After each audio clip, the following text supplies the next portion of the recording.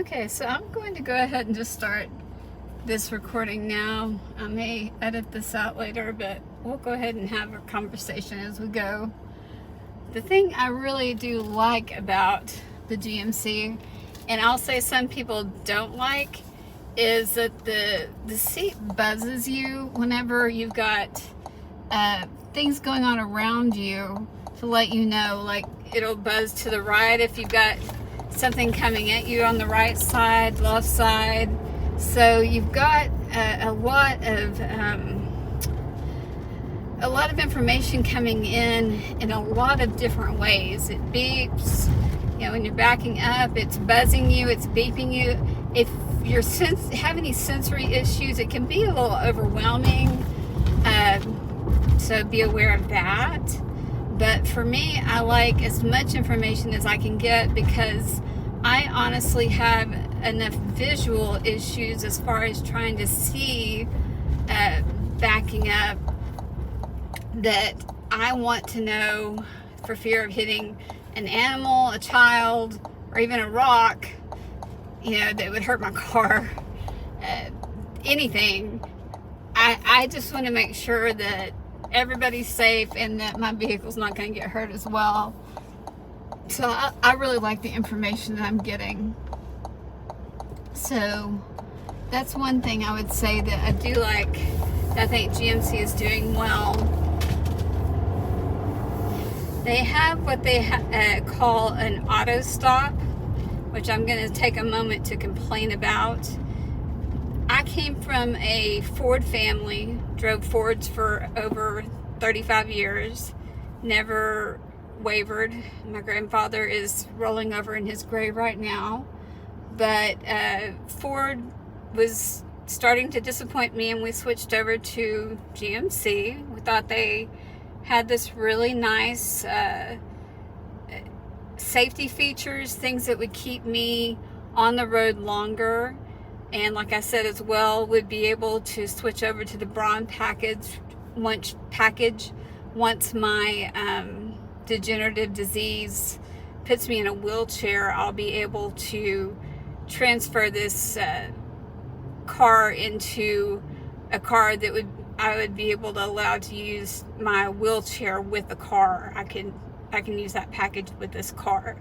So I'm looking ahead a little bit whenever I bought it, but it's also for its phenomenal safety features and its Super Cruise. That plug being said, one of my biggest irritants right now is the what I would have called an auto hold on the Ford, which basically meant, say you're in line waiting for your kid at the school, you push the brake, your car stays in place, like it stops and holds. That's what I thought I was getting whenever I got the auto stop. No.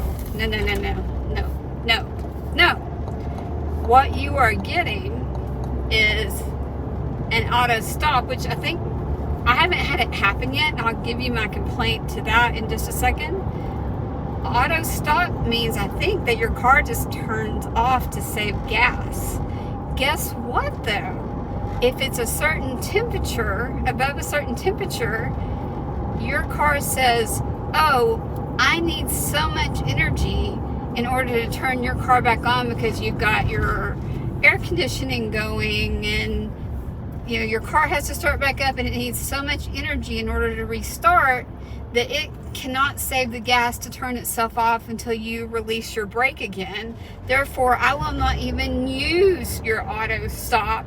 So it is the most worthless piece of equipment on this machine, because it does not work in Texas, because Texas never gets below the temperature of hell. There's my rant for the day. So anyway, that being said, back to Super Cruise. I've changed the settings on Super Cruise now from it changing lanes with me using my blinker to it going to auto where it will change lanes on its own once we get on a major highway. Super Cruise does not work unless we're on a major highway, of which we are about to be on one right now, a tollway here in Dallas. Now, I'm going to also tell you that this usually scares the hell out of me. You kind of feel like you're taking your life in your own hands. But I'm going to push the Super Cruise button, and we're going to see what happens. So, Super Cruise. Here we go. I'm on. My hands are by on my lap right here near the wheel. My foot is above the gas, so I can take control of anything. Now let's see if it's going to change lanes, what it's going to do, we don't know. But the last time I did this, it whipped me over all the way from here to the 4th lane over in the fast lane, where the crazies here in Dallas go 90 to 110. Okay, it just buzzed my butt. We're moving because there's slow people here. But usually if you get into that very far left lane here in Texas, that means that you're going to be going at the speed of light, and you will run over anybody in front of you, including bicycles, especially bicycles. We hate bicycles in Texas. Pretty sure that's a well-known fact, but just in case you don't know, that's a fact. Alright, so we're riding in this lane now. I don't know what's going to happen, but that is something that on 75 the other day at rush hour, this was a pretty terrifying experience having this on auto lane change, because it did not know where to go and who to move away from first, and it was switching lanes worse than my mother-in-law does on a normal day. Just kidding. So it's buzzing my rear. We're about to change lanes again. One thing I understand about the Super Cruise is it's got a camera here right in front of my wheel, and eventually I'll have another camera in here that will let you see me driving, but you have to have your face facing forward. It's watching you to make sure that you are facing the camera, you are paying attention. Apparently, like if you turn around to make yourself a drink in the back or something, you know, it's not going to work. So keep that in mind as well. Oh, we're slowing down. I got buzzed. I'm about to move over. Now we got somebody coming up really fast from behind. I don't think they're going to like it. I don't particularly like this. Dude, you better speed up. I'm going to go ahead and bump my speed up, because otherwise I'm going to get shot. I'm in Texas. Okay, so I bumped it up to 74 just to keep from being shot.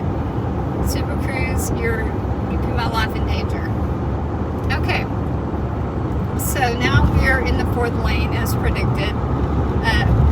I figured we would eventually be over here.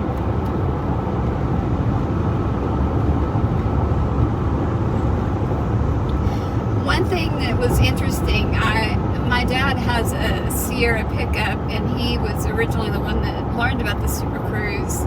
So, you know, he made my grandfather roll over. We're moving to the right. Here we go.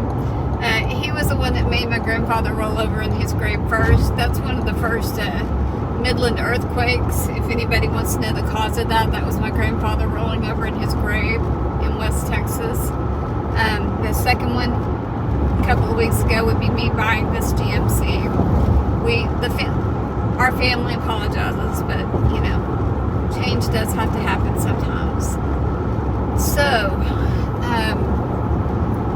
anyway, I'm driving along, and it occurs to me, because I see a tire in the road.